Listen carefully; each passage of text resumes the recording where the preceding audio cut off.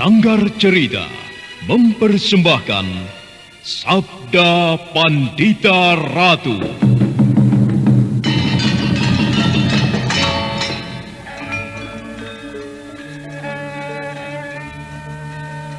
Ana tulis sing yuang widi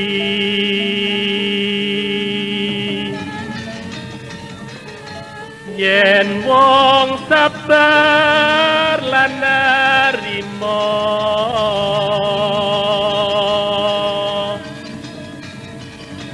kinanjar dawa umure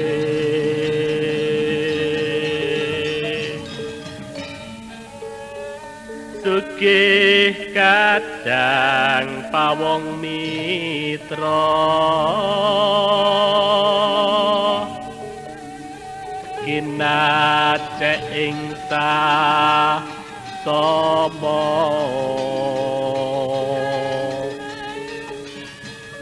lamun lara wong iku gampang gone antuk tombo.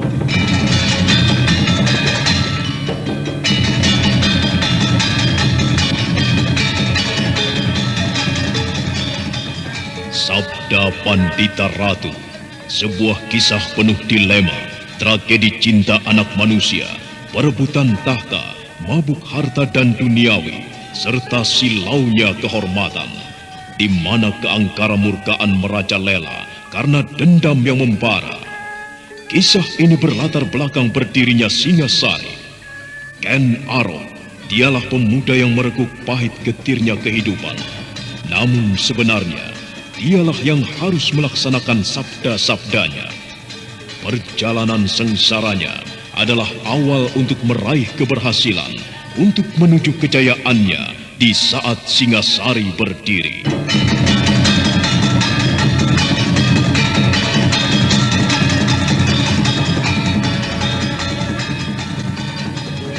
Paman memperhatikan wujud pemilik kapal itu? Iya. Orang itu bernama Barat Maut. Mengapa? Dari mana Paman bisa mengetahui namanya? Di antara anak buahnya ada yang menyebut nama itu. Mengapa dengan orang itu, Badrawati? Wajahnya seram, Paman. Matanya hilang sebelah. Ada bekas luka yang melintang di keningnya. Mata yang hilang itu tentu akibat perkelahian. Kemudian tangan kanannya putus, Paman. Tangan itu kemudian diberi kait, bukan? Iya. Ada bekas darah yang mengering pada kaitan itu, Paman. Tidakkah Paman memperhatikan hal itu? Darah yang mengering itu artinya orang itu tentu sering menggunakan kaitannya untuk melukai orang, Paman. Dan bahkan mungkin untuk membunuhnya.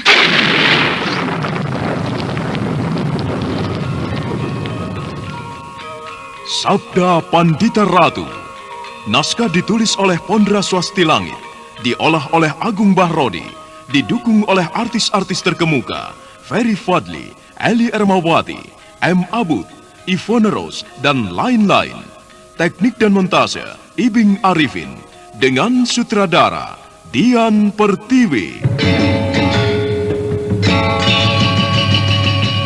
Sabda Pandita Ratu. Kali ini dalam episode ke-24 dengan judul Sepak Terjang Pemetik Kembang.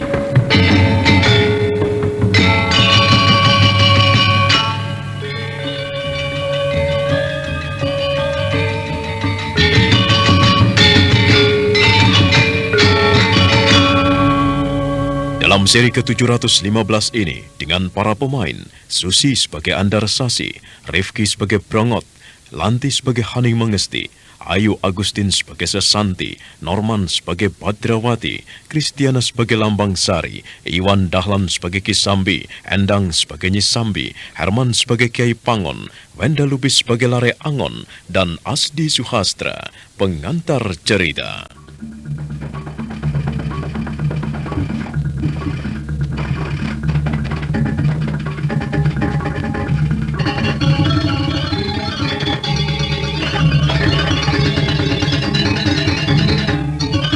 Kedua orang tetangga Ki Brongot itu terkejut dan benar-benar merasa heran menyaksikan tanah di dalam rumah Ki Brongot telah terbelah. Kedua orang itu membayangkan betapa dahsyatnya tenaga yang dipergunakan untuk membelah tanah itu.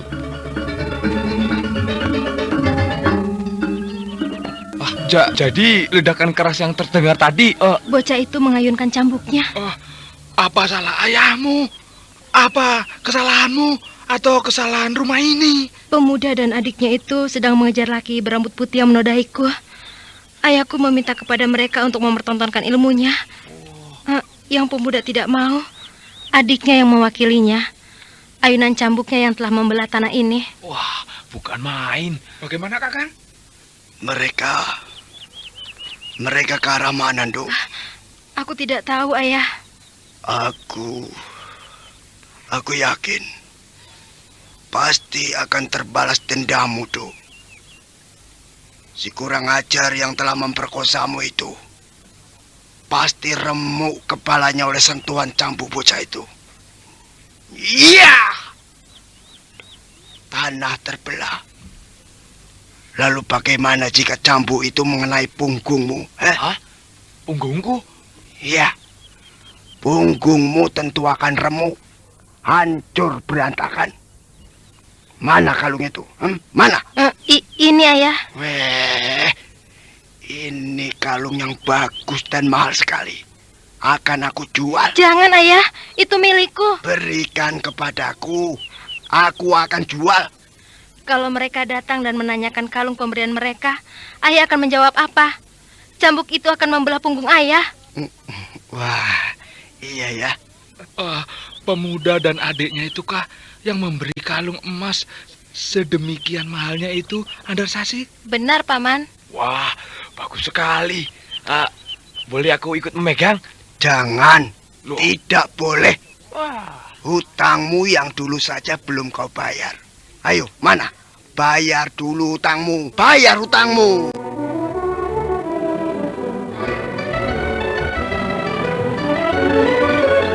Aku sudah memikirkannya. Aku sudah memeras kepalaku. Aku sudah memeras kepalaku hingga tidak ada sisanya.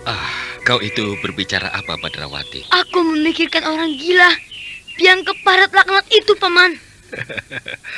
Wah, kau bisa mengumpat juga, Badrawati. Pikirkan, Paman. Cobalah Paman memikirkannya. Bagaimana? Takdir itu menyebutkan bahwa pemilik Raja Kalicakra yang jumlahnya 5 orang, yang sekarang tinggal 4 orang karena seseorang di antaranya telah mati, harus kerjasama bahu-membahu. Nah, apakah kita akan bisa bekerja sama dengan pemilik Raja Kalicakra kelima itu? Kita akan menemuinya, Badrawati. Dan kita akan berbicara dengan baik-baik. Kita akan berbicara, Paman. Ya.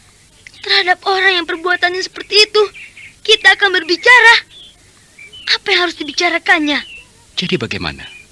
Perbuatannya benar-benar tidak bisa diampuni. Aku tidak bisa memaafkannya, Paman. Ia harus dibunuh. Tapi ingat, ada kepentingan lain yang lebih besar, Badrawati. Kita bisa menghadapi sepak terjang titisan Durga dengan 3 kaki tangannya itu. Hanya 2, Badrawati.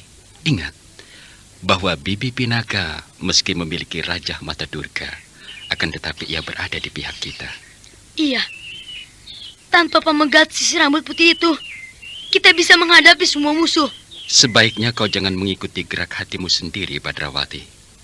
Jika para meswara itu telah bisa dibebaskan, kau akan membuat persoalan dengannya, terserah. Tidak bisa, Paman. Aku tetap tidak bisa mengampuni kesalahannya.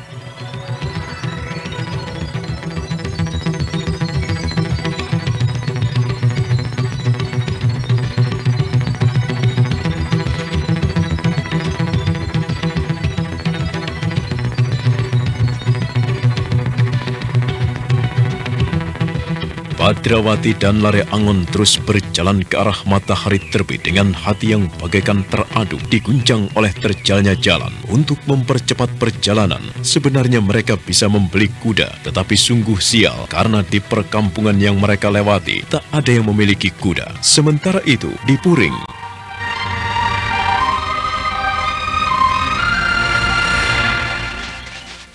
Paman dan Bibi Kang Mbok Lambang-Sari? Tadi ada keperluan, sowan menghadap Ki Demang, terus singgah ke pasar dan menengok sawah yang akan dibelinya.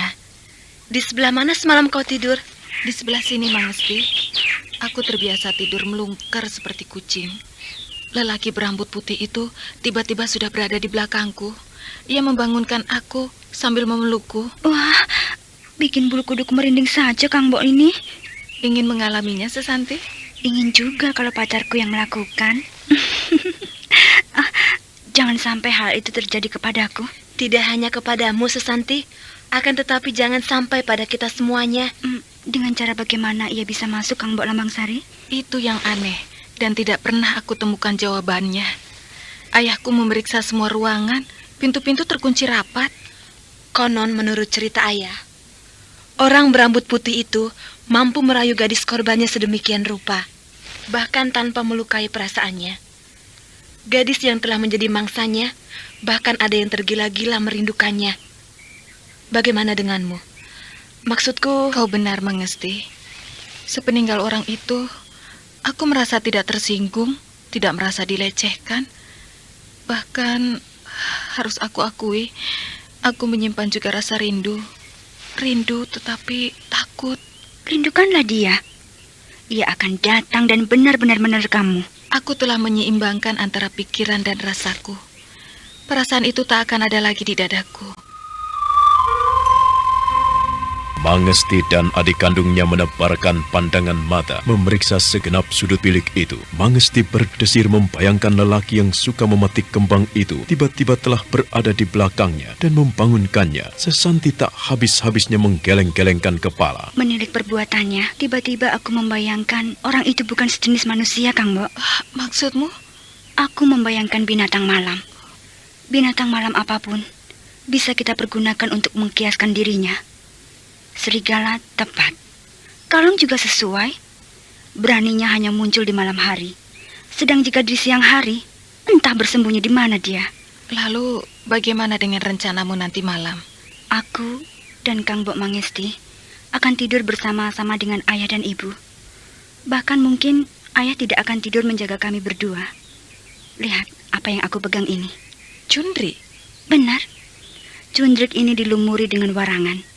Jika si keparat itu muncul, goresan kecil dari cundrik ini sudah cukup mampu untuk membunuhnya. Kau akan membunuhnya? Ya, kalau ia menemuiku. Lihat, aku juga memegang cundrik.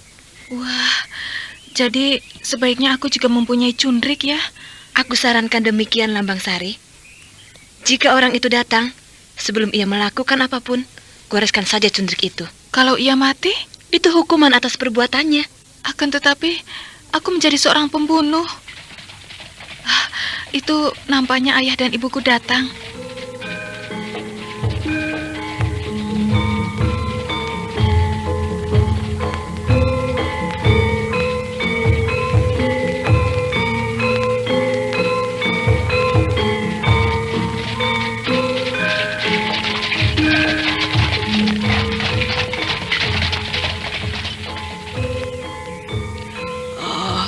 Kalian berdua rupanya. Benar, Bibi. Paman dan Bibi dari mana? Kami dari Kademangan, singgah di pasar dan kemudian ke sawah. Kata Kang Mbok Lambang-Sari, Paman membeli sawah lagi ya? Hanya sepeta kecil saja. Apakah Paman dan Bibi tidak bertemu dengan ayahku? Ayahmu? Apakah kalian berdua sedang mencarinya? Tidak, Paman. Maksudku, ayahku bersama Paman Gumpang dan Paman Tawur Pawesan juga pergi ke Kademangan. Oh, tidak. Kami tidak berjumpa dengan ayahmu di sana. Mungkin saja waktunya yang berbeda. Ayahmu yang datang lebih dulu atau aku yang datang lebih dulu. Ada apa, Tondo? Melaporkan sebuah persoalan yang gawat, Bibi. Persoalan apa? Padukuhan kita berada dalam bahaya. Hah? Bahaya apa, Tondo? Ceritanya panjang, Bibi. Dan nampaknya cerita itu juga bersinggungan dengan apa yang dialami Lambang-Sari semalam. Hah? Berhubungan dengan apa yang dialami anakku?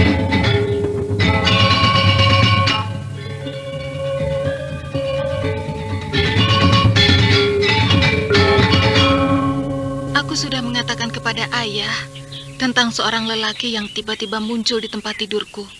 Dan ayah tidak percaya, serta menganggapnya hanya sebagai mimpi. Wah, bagaimana ini? Apa yang dialami oleh Lambang Sari semalam itu benar terjadi, Paman? Wah, aku tidak percaya. Kalau begitu, biarlah aku menceritakan sesuatu yang aku ketahui, Paman. Oh, baiklah. Ayo berceritalah. Beberapa hari yang lalu, Paman Tawur Pawesan pulang dari Kawunganten. Ya, aku tahu itu. Nah, Paman Tawur Pawesan menceritakan betapa Kawunganten geger karena ulah seorang laki-laki yang disebutnya sebagai pemetik kembang menodai gadis-gadis. Paman ternyata malah sudah mengetahuinya. Lalu bagaimana? Kebetulan, beberapa hari yang lalu, Paman Gumpang juga baru saja pulang dari Kasugihan. Paman Gumpang membawa cerita yang sama. Kasugihan diguncang oleh ulah pemetik kembang. Lalu semalam, ayahku dan 2 orang peronda mengejar seorang lelaki berambut putih yang katanya sekedar lewat dan akan menuju Karangblong. Ayahku mencurigai orang berambut putih itu sebagai pemetik kembang yang akan menjadikan Kademangan Puring ini sebagai lahan jajakannya. Jadi semalam, orang berambut putih itu telah menyusup masuk ke dalam rumah Paman, menemui anakmu. Maksudnya sudah jelas. Pemetik kembang itu akan menjadikan Lambang Sari sebagai salah seorang calon korbannya. Apakah Paman ikhlas dan akan membiarkan hal itu terjadi?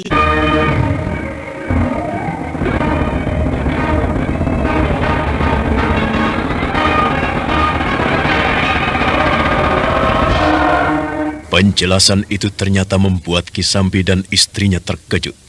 Nyai Sambi mendadak gelisah dan memandangi anak gadisnya.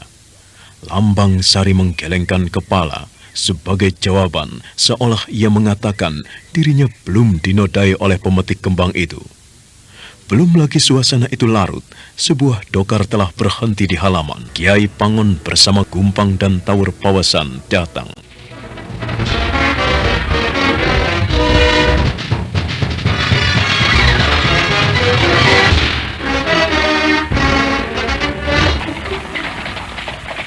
Wajahmu nampak tegang, Adi. Benar, Kang. Nampaknya kau sedang mendengarkan cerita dari anakku, ya? Iya.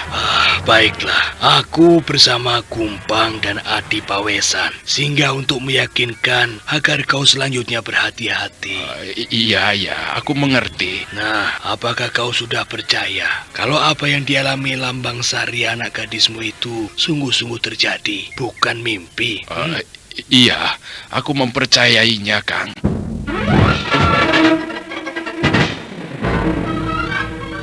Ki Sambi dan istrinya masih nampak tegang. Mereka sulit mengerti dan mempercayai bahwa semalam anak gadisnya nyaris mengalami celaka oleh munculnya orang tak dikenal yang masuk ke dalam bilik pribadinya.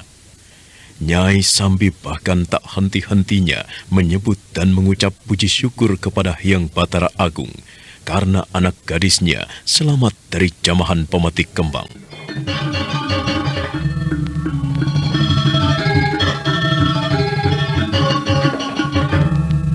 Baiklah, kalau begitu, marilah kita yang tua-tua berbicara. Sementara Mangesti, Sesanti, dan anakmu biar melaksanakan tugasnya.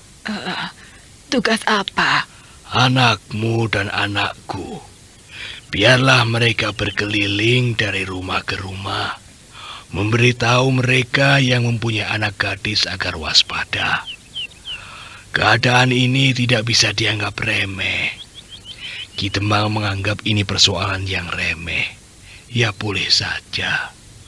Akan tetapi kita semuanya harus waspada. Anakmu tentu bisa meyakinkan teman-temannya. Iya, kami sependapat. Dan kami tidak keberatan. Pergilah Lambang Sari, beritahu semua kawanmu. Dan kita, marilah kita berembuk, Nyai. Membicarakan langkah apa yang kita ambil untuk menghadapi orang berwatak bejat yang mencoba-coba akan menjamah padukuan kita ini. Tentu saja, perbuatan si biadab itu tidak akan kita biarkan begitu saja.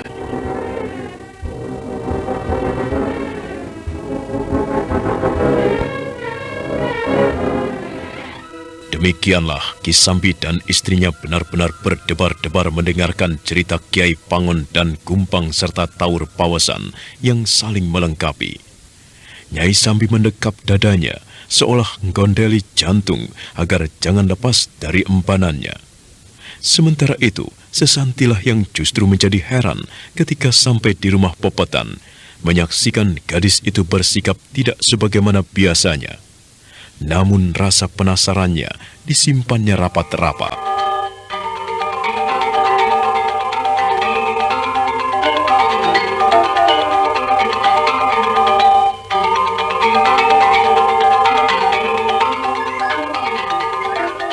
Lihat Pepetan, kami datang lagi. Untuk apa kalian datang lagi?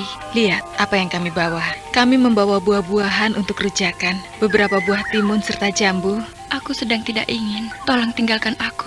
Tinggalkanlah aku sendirian di sini. Tang, Mbok Mangesti, ada apa? Mengapa sikap Pepetan berubah seperti itu? Nanti kau akan mengetahui. Lihat saja. Kau bersikap aneh sekali hari ini, Pepetan. Kami semuanya ini kan kawanmu. Mengapa kau tidak mau kami ajak untuk rujakan? Aku sedang tidak ingin. Benar? Kau tidak ingin membagi bebanmu kepada kami?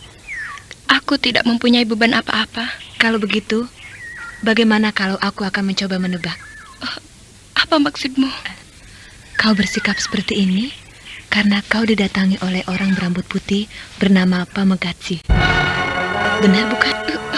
Bagaimana kau bisa mengetahuinya? Benarkah kau telah dinodainya sehingga kau bersikap seperti ini? Kang Mbok, diamlah kau Susanti. Jadi, jawablah Pepetan. Benarkah yang kau alami? Telah datang seorang lelaki berambut putih dan kemudian menodaimu? Apakah kau tidak ingin menjawabnya? Lelaki itu, ia bercerita kepada kalian.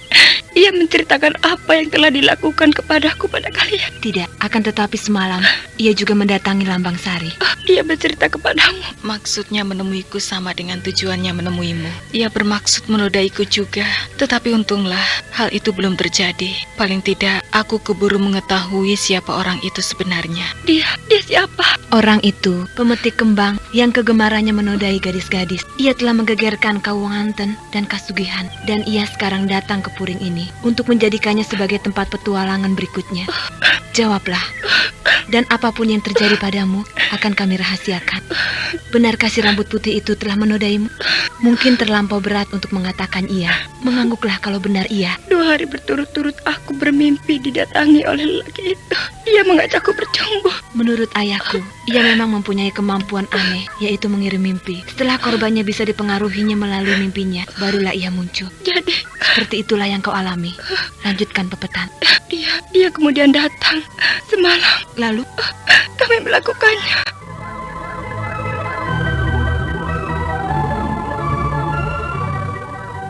Air mata Pepetan kemudian menitik bergulir di pipinya. Sesanti yang merasa sangat iba bergeser mendekat, membasuh air mata yang bergulir itu. Pepetan yang napasnya bagaikan megap-megap kehabisan udara menjatuhkan diri di dalam pelukan Sesanti. Bahkan mata Sesanti kemudian berkaca-kaca.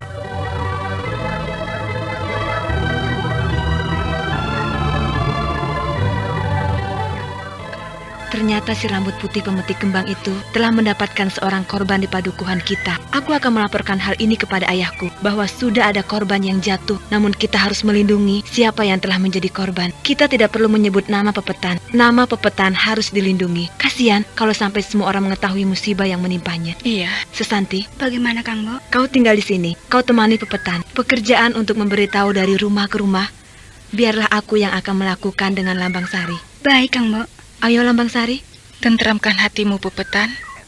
Kita berharap para lelaki dan para pemuda nanti akan bertindak dan akan mampu menjebak orang yang telah menodaimu, ya? Tidak sedang bermimpikah aku ini? Bolehlah kau menganggapnya hanya sebuah mimpi yang tidak pernah terjadi, Pepetan.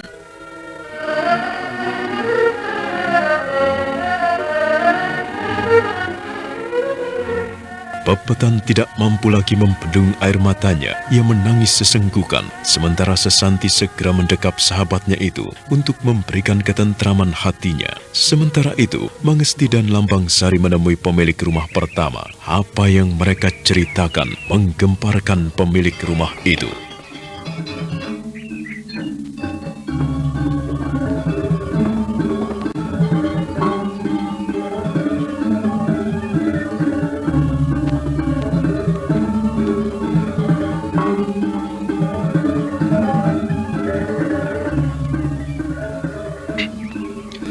Benar-benarkah berita yang kau bawa ini, Mangesti? Aku tidak guyon, Paman. Wah, Aku mengatakan yang sebenarnya. Aku berharap dengan apa yang aku sampaikan ini, Paman dan Bibi bisa berhati-hati. Terima kasih, Nduk. Sebagai orang tua, aku tentu tidak ingin hal-hal yang buruk akan menimpa anak gadisku. Di mana Rakem, Bibi? Sedang ke sawah. kalau begitu, aku akan menyusulnya. Siapa tahu pemetik kembang itu justru menemuinya di sawah. Di samping itu, mohon bantuan Bibi untuk ikut menggetok tularkan berita ini kepada rumah-rumah yang lain.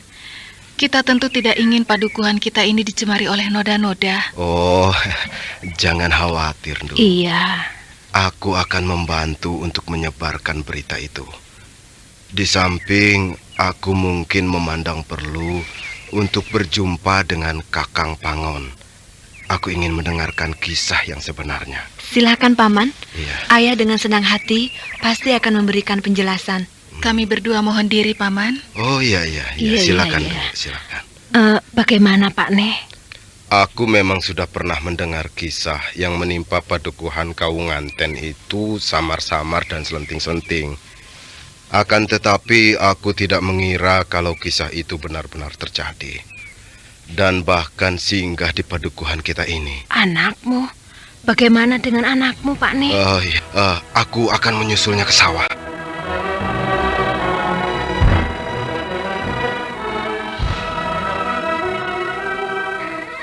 Oh, kalian berdua rupanya. Ada apa? Dan tumben sekali datang ke rumahku. Ayah dan ibumu kemana, Kakang? Kalian berdua ada keperluan apa dengan ayah dan ibuku? Tidak denganku? Keperluan denganmu mungkin lain kali saja, Kakang. Tetapi kemana Paman dan Bibi? Sedang ngunduh jagung di Pategalan. Adikmu kemana? Adik yang mana? Sukanti. Oh, ikut ayah dan ibu. Ada apa toh? Kedatangan kami berdua memberitahu keluarga Kakang. Mulai sekarang dan untuk selanjutnya supaya berhati-hati. Hah? Berhati-hati mengapa? Semalam telah berkeliaran seorang lelaki yang kegemarannya menodai gadis-gadis. Jaga adikmu baik-baik, Kakang. Tunggu. Apa maksudmu? Maksudku telah jelas, kan? Apakah adikku telah bersalah kepada kalian? Tentu tidak, Kakang. Dan kami tidak sedang guyon. Kami berdua akan memberitahu semua rumah, terutama mereka yang memiliki anak gadis, agar berhati-hati. Dan Kakang sendiri, karena Kakang adalah seorang pemuda, aku berharap Kakang bisa tersinggung oleh adanya persoalan ini. Aku? Tersinggung? Iya, Kakang tersinggung. Dan kemudian mengumpulkan segenap para pemuda untuk menghadapi orang kurang ajar itu. Siapa lagi yang diharapkan untuk mengatasi keadaan semacam ini kecuali pemuda? Para orang tua?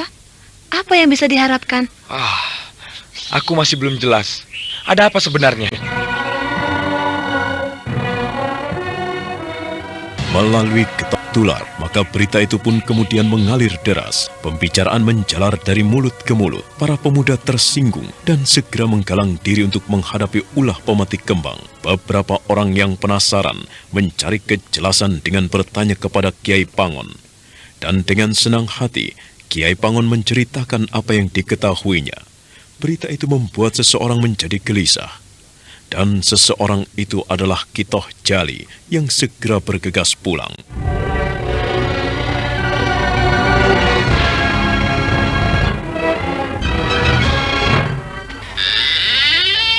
Walah, Nduk Pepetan. Katakan kepada Bapak, benarkah kau mengalami nasib seburuk itu, ha? Katakan, apakah kau mengalami kejadian buruk itu, Pepetan? Pemetik kembang yang sedang dibicarakan banyak orang itu semalam mendatangimu. Kau dinodainya? Harat, bajingan. Paman, tenanglah, Paman. Jadi itu sebabnya. Itu sebabnya kau tiba-tiba bersikap aneh kali ini, ha? Iblis! Akan ku cari dia. Paman, tenanglah. Apa yang menimpa anakku harus dirahasiakan? Dirahasiakan? Kasihan Pepetan, Paman. Saya mohon Paman jangan kehilangan kendali. Jika Paman kehilangan kendali, rahasia ini akan terbuka, Paman. Pepetan akan menjadi bahan pembicaraan orang banyak, Paman. Kau sudah mengetahuinya? Hanya saya, Hah? Kang Mbok Mangesti, dan Lambang Sari yang tahu, Paman. Dan kami bersepakat untuk menjaga rahasia ini rapat-rapat. Ki Toh Jali benar-benar terpukul. Lelaki itu pontang-panting dalam usahanya menenteramkan hatinya sendiri. Tangannya mengepal dan matanya memerah, seolah akan meremas si keparat jika orang itu berada di depannya. Sedangkan Pepetan hanya bisa menangis dan menyesali apa yang menimpanya. Dan dengan sabar, Sesanti memeluk pundaknya. Nah, apa yang akan dilakukan oleh Ki Toh Jali yang marah karena anak gadisnya menjadi korban? Dan bagaimana dengan ulah sepak tarjang Pamegasi? Saudara pendengar, untuk mengetahui jawabannya, ikutilah kelanjutan kisah ini dalam seri berikutnya. Sampai jumpa.